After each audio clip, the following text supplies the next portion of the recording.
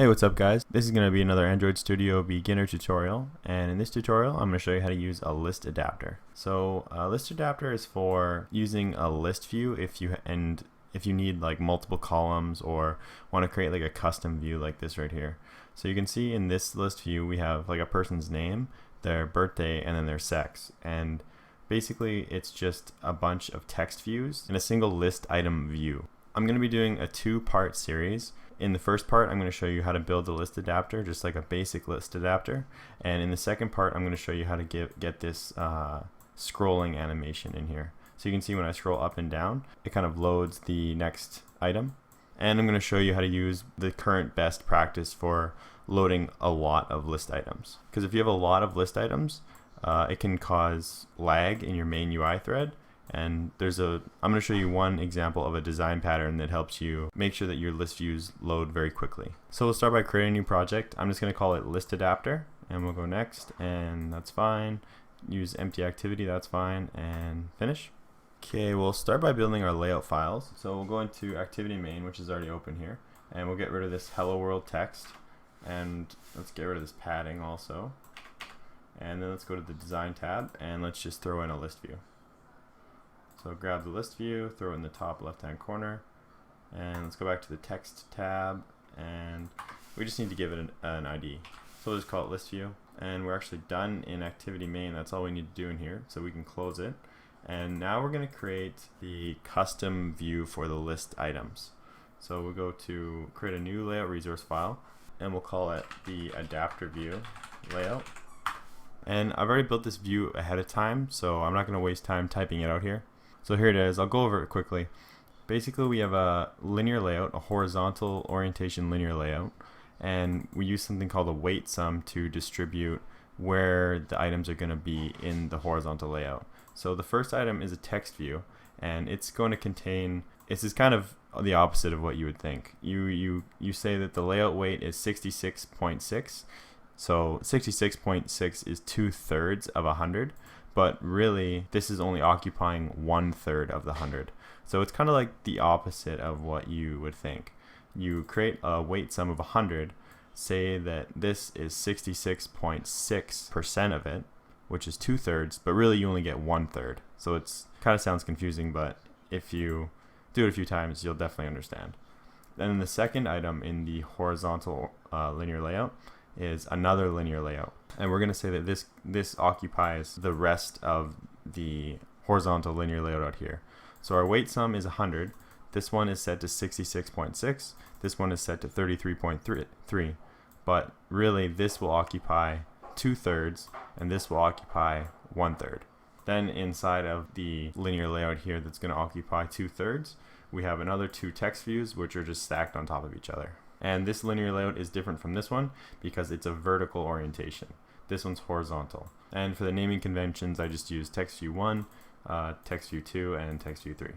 And that's all. This is basically the view that's going to get recycled inside of the list view. So each kind of unit in the list view will have this regenerated one after another. Okay, so we're done in here. We can close it and go back to main activity. Now we actually want to create another object class that's going to help us store the information that we're going to put in the list view.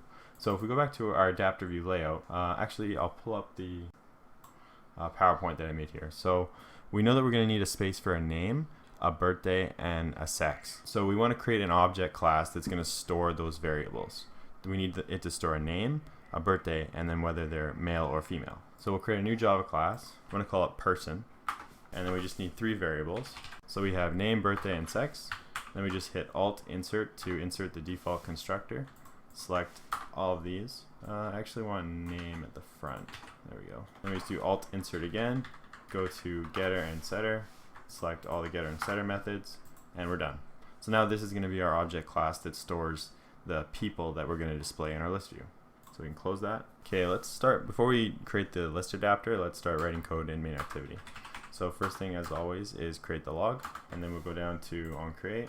So we know we're going to have a list view, and we can log onCreate starting, because why not? Just so we know it started correctly and everything's fine.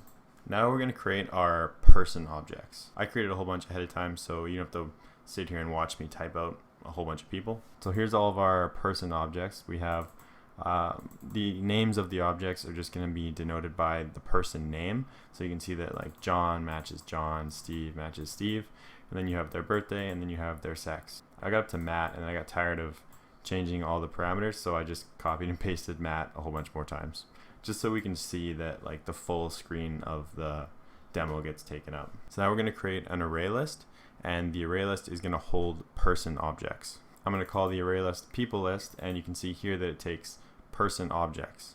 Now we're going to add each one of these people to the people list. Once all the people are added to the people list, now we're at the point where we need to actually create our person list adapter. So if you remember my previous tutorial on ListViews, what we would do is create an array adapter, call it an adapter, and then pass the context, pass a default Android layout, and then pass the list. But that's not going to work in this case because we have like a custom view that we need to use, because we want to display multiple items per column, so a regular list adapter won't work. So we're going to create something called a person list adapter. We'll call it adapter, new person list adapter, and it's going to take the context, and it will take our custom layout that we made, and then it will take the people list. And then we would just take our list view and then set the adapter to our adapter. So this is red obviously because we haven't made this class yet, so that's what we're going to go ahead and do right now.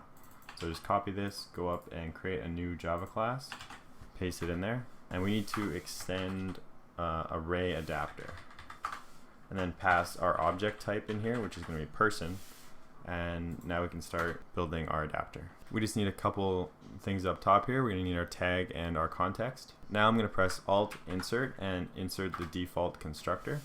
We're going to use this one right here. We just need the context, the resource ID, and the object. Actually, we're going to use this one, sorry, the object list. So we just need the context, the resource, and then this is actually going to be an array list. And we know that because we are passing the context, we're passing a layout resource, and then we're passing our array list right here. So now you can see that this red goes away. It's not going to work yet because we haven't actually written any code, but all the red goes away because now it can identify this person list adapter object. Okay, I'll put some comments up here for you guys. Now we're going to insert one of the override methods. So click Alt Insert, go to override methods, and type get view. So you can see it's that one right there. Just hit enter on it, and we can delete the super. We don't need that. I'm going to give a little more space down here. Alright, so this is going to be responsible for getting the view and then attaching it to the list view. So we're going to need a few things to start. We're going to need the name, the birthday, and the sex. Now we need to create a layout inflator and then set our view to our layout inflator. So we declare a new layout inflator, and we're going to inflate it from the context. And then we take convert view, which is this variable up here, which returns the view, do inflator.inflate, and then pass our resource ID, which is actually going to be this resource up here. So we could just declare the resource up here and then set the resource in the default constructor, and then pass that resource right here, and then pass the parent and false. And this is giving a notification here because this doesn't follow best practice design patterns, but I'm going to go over that in my next tutorial where I show you how to make sure that you're not trying to load too many list items at once, because it can slow down your main activity thread. This will work, it's just it could potentially cause problems if there's a lot of items in your list view. But I'm going to go over that in the next tutorial. I'll release that tomorrow. Okay, now we need to actually declare our text view objects and then set the name, the birthday, and the sex to the text views. So the difference in how we would do this regularly as compared to right now is we need to do convert view and then find view by ID, and then pass the ID of the text view. Usually when you do it in activities, when you declare it, you don't have to pass the view, but because we're inside of this get view method, we need to pass the view. And now I need to set the text views to the string objects that we declared up here. So you'd go text view name dot set text and then pass the name. Same with birthday, and then once that's all done, we just return the view. So we return convert view, and that should be good. So let's run it and see if we get any errors. Alright, looks like everything's working correctly. We got all of our person objects in here, and we can see that everything is set the way it should be. So in the next video, I'm going to go over how to add that sliding animation that I showed you in the demo before I started this tutorial. And I'm going to show you the best practice way to build your list adapters, because right now if I loaded like I don't know, 1,000 objects into my list view, it would probably slow the app down like significantly. So I'll show you how to avoid that in the next video. If this video was helpful, don't forget to leave a like below. Follow me on Twitter for notifications for when new tutorials are posted. Subscribe if you haven't already, and thanks for watching.